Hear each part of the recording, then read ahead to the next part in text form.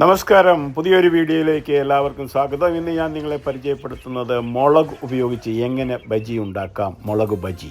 ഇതിലേക്ക് ഏവർക്കും സ്വാഗതം. My world travel blog. സ്വന്തമായ സ്ഥലത്ത് കൃഷി ചെയ്ത് സ്വന്തമായി ഉണ്ടാക്കിയ മുളക് വെച്ചാണ് ഇന്ന് ഞാൻ നിങ്ങളെ പരിചയപ്പെടുത്തുന്ന മുളക് ബജി ഉണ്ടാക്കുന്നത്.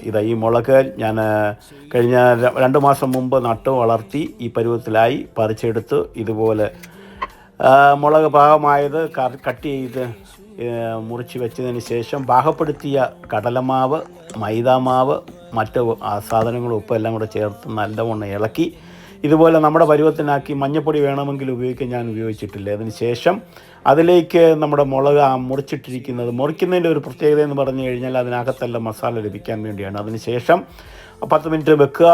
ആ 10 മിനിറ്റ് ചൂടായിരിക്കുന്ന എണ്ണപ്പാത്രത്തിലേക്ക് അതിൻ്റെ ഓരോ കഷ്ണങ്ങൾ മുക്കി ഇടുക. എണ്ണ തിളയ്ക്കുന്നതും വേകുന്നതും നമുക്ക് കൺകുളിർക്ക കണ്ടുകൊണ്ടിരിക്കാം. ഇതിന് ശേഷം നമുക്കിതിൻ്റെ ടേസ്റ്റും അനുഭവിക്കാം.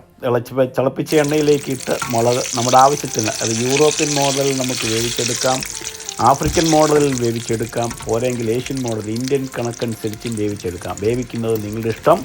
3 രീതിയിലും വേവിച്ചാലും കഴിക്കാൻ കൊള്ളാം. ഉപ്പിട്ടെടുത്താൽ മതി. എരി കുറവാണ്, എന്നിരുന്നാലും അല്പം എരിയുണ്ട്. ഇതാണ് മുളക് ബജി. നമ്മുടെ ചട്ടിയിൽ ഏകദേശം പാകമായിരിക്കുന്നു. അവിടെ നിന്ന് നമ്മൾ കോരിയെടുത്ത് ഒരു ടിഷ്യൂ പേപ്പർ എണ്ണ മാറാൻ വേണ്ടി ഇട്ട് ഒരു പാത്രത്തിലേക്ക് എടുത്ത് പകർന്നുകൊണ്ടിരിക്കുകയാണ്.